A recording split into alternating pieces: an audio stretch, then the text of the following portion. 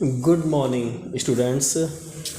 BEd second year अर्थात BEd द्वितीय वर्ष पेपर का नंबर है आपका 10, जिसका नाम है क्रिएटिंग एंड इंक्लूसिव एजुकेशन यानी समावेशी शिक्षा। आज हम लोग जानेंगे समावेशी शिक्षा में अध्यापक की भूमिका, teachers role in inclusive education. अध्यापक एक नेता के रूप में, टीचर एज ए लीडर। अध्यापन व्यवसाय ने प्राचीन काल से ही ख्याति एवं सम्मान प्राप्त किया है। इस व्यवसाय की अपनी अलग शालीनता है। प्राचीन काल में गुरु को एक उच्च आसन पर विराजमान किया जाता था तथा उसे बच्चे का आध्यात्मिक पिता, स्पिरिचुअल फादर कहा जाता था। लेकिन वर्तमान युग में अध्यापक उतनी प्रशंसा का पात्र नहीं है जितना कि पहले था। यह एक खेद का विषय है। इसके लिए केवल अध्यापक ही व्यक्तिगत रूप से दोषी नहीं हैं, वरन हमारा भौतिकवादी संसार, फिजिकल वर्ल्ड तथा सामाजिक मान्यताएं भी उतनी ही दोषी हैं। इसलिए आवश्यकता इस बात की है कि जहां अध्यापक में कुछ विशेषताएं निहित होना अनिवार्य है, वहां हमें वर्तमान सामाजिक परिप्रेक्ष्य के रूप को भी बदलना होगा तथा इस व्यवसाय के लिए केवल उन्हीं व्यक्तियों का चयन करना होगा जो इस व्यवसाय को अपनाने के लिए स्वस्थ दृष्टिकोण रखते हों तथा अंतरात्मा से प्रेरित हों। स्वामी विवेकानंद की विचारधारा में एक सच्चा अध्यापक वही है जो तत्काल ही विद्यार्थियों के स्तर तक आ जाए तथा अपनी आत्मा को विद्यार्थियों की आत्मा तक हस्तांतरित कर सके और विद्यार्थियों के कानों से सुन सके, आँखों से देख सके तथा उनकी सूझबूझ से ही समझ सके। बालक के शिक्षण में अध्यापक की महत्वपूर्ण भूमिका है। उसे बालक की आवश्यकताओं तथा समस्याओं को समझना होता है और उसी के अनुसार उनके अधिगम तथा क्रियाओं को निर्देशित करना पड़ता है। अध्यापक का उद्देश्य धन कमाना या प्रसिद्धि प्राप्त करना नहीं है, अपितु मानव प्रेम का विकास करना है। अध्यापक में निहित प्रेम ही शिक्षार्थी पर उसके प्रभाव का वास्तविक साधन है। यह विवेकानंद और उनके गुरु रामकृष्ण के संबंध में उदाहरण से बिल्कुल स्पष्ट हो जाता है। रामकृष्ण में आध्यात्मिक प्रेम की शक्ति ही थी जिसने विवेकानंद की परमात्मा अनुभूति में सहायता की। अध्यापक की यही शक्ति है जो विद्यार्थी को असत्य से सत्य, अंधकार से प्रकाश तथा मृत्यु से अनश्वरता तक ले जाती है। अध्यापक का कार्य विद्यार्थियों की अपनी योग्यताओं तथा क्षमताओं की अभिव्यक्ति में सहायता करना है। शिक्षक को अपनी सांस्कृतिक विरासत को समझने में तथा उसे अपने जीवन के संघर्ष में प्रयोग करने में शिक्षार्थी की सहायता करनी चाहिए। विवेकानंद ने ठीक ही कहा है, शिक्षक एक दार्शनिक मित्र तथा पथ प्रदर्शक है जो शिक्षार्थी की अपने ढंग से अग्रसर होने में सहायता करता है। इसको हम लोग इंग्लिश में जानेंगे। Educator is a philosopher, friend and guide helping the educand to go forward in his own वे।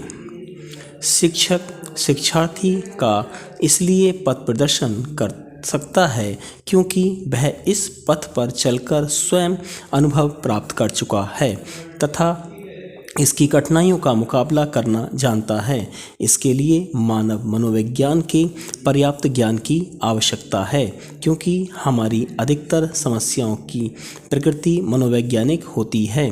अध्यापक में मानवता की प्रति असीम प्रेम होना चाहिए, उन्हें निस्वार्थी होना चाहिए, उन्हें शास्त्रों का वास्तविक तथा गहन ज्ञान होना चाहिए। वे परमात्मा के प्रतिनिधि हैं। एक स्वार्थी तथा आत्म केंद्रित व्यक्ति कभी अच्छा अध्यापक नहीं बन सकता।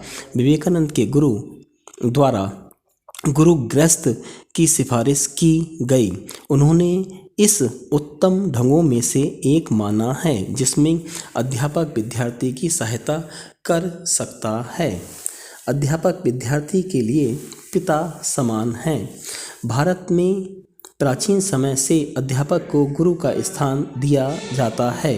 कहा भी गया है, गुरु ब्रह्मा गुरु विष्णु गुरु देवो महेश्वरा गुरु साक्षात परम ब्रह्म तस्मै श्री गुरुवे नमः।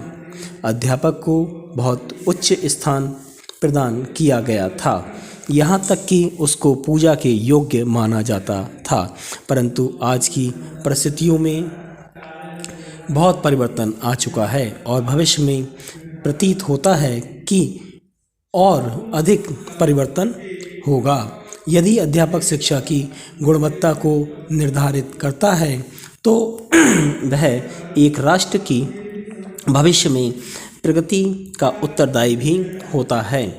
यह व्यक्ति की गुणात्मकता ही है जो समाज की गुणवत्ता को निर्धारित करती है और व्यक्ति विस्तृत रूप से उस प्रशिक्षण का उत्पाद है जो वह प्राप्त करता है। इस प्रकार सामाजिक व्यवस्था में अध्यापक की स्थिति निर्णायत्मक है।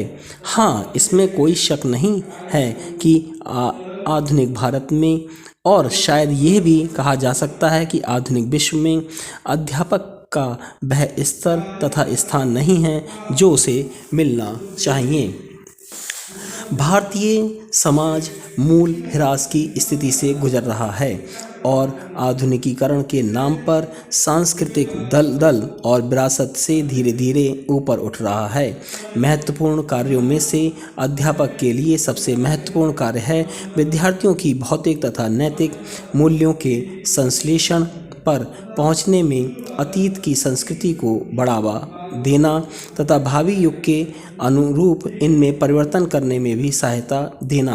हमें पश्चिम के विज्ञान तथा पूर्व की आध्यात्मिकता के संश्लेषण की आवश्यकता है। मूल्य आधारित शिक्षा व्यवसाय में शिक्षा का कार्य और इसलिए अध्यापक का कार्य मानवता के लिए प्रयत्न उत्पन्न करना, क्रिया तथा भावनाओं के बीच संश्लेषण करना, क्रिया शिक्षा प्रक्रिया के मस्तिष्क, हाथ तथा हृदय के प्रयोग में समन्वय तथा एकीकरण करना है। कहा भी गया है, जैसा अध्यापक होगा वैसा ही शिक्षण होगा। As is the teacher so is the teaching. शिक्षा आयोग एजुकेशन कमीशन ने लिखा है, शिक्षा के स्तर में सुधार तथा राष्ट्रीय विकास में इसके योगदान को जहां दूसरे बहुत से तत्व प्रभावित करते हैं, वहीं अध्यापकों की दक्षता, कार्यकुशलता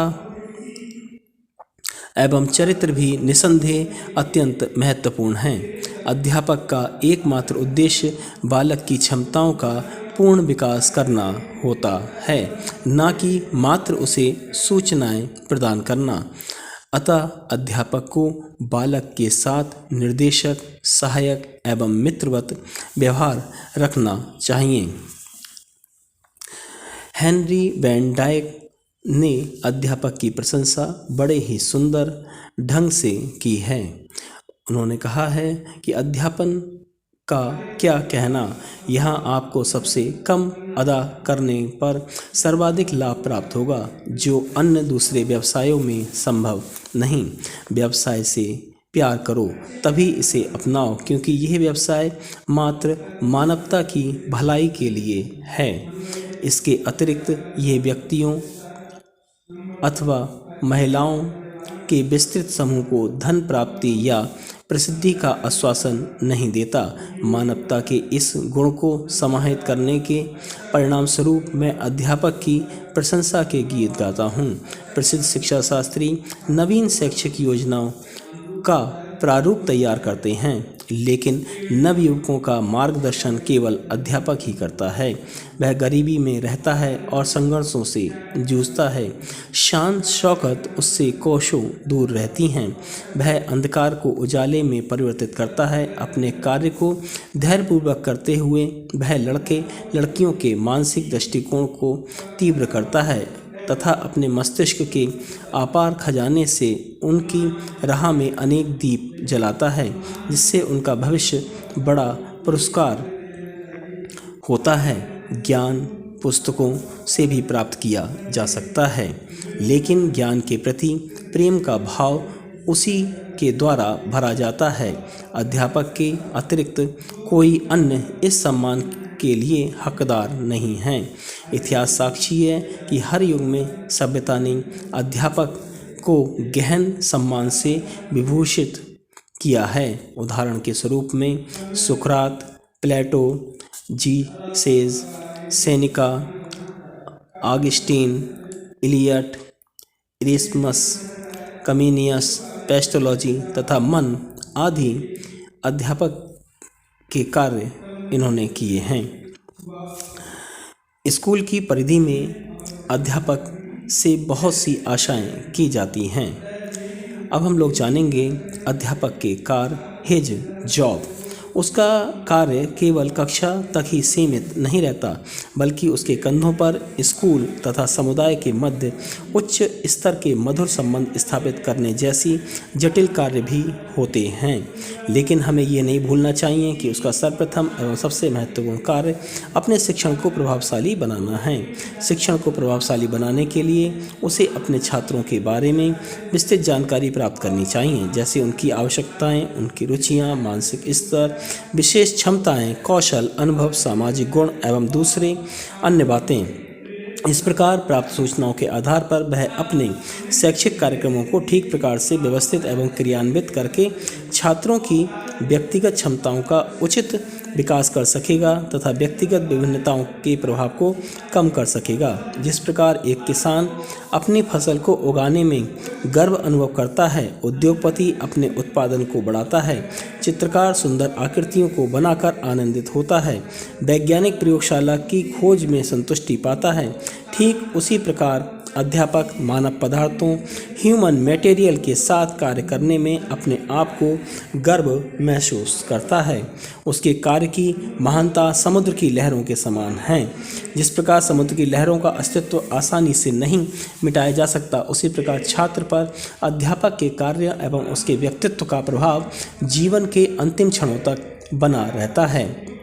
अध्यापक के कार्य की सफलता का मूल्यांकन इस तथ्य से किया जा सकता है कि वे अपने छात्रों से वांछित व्यवहारिक परिवर्तन लाने में कहाँ तक सफल हो पाया।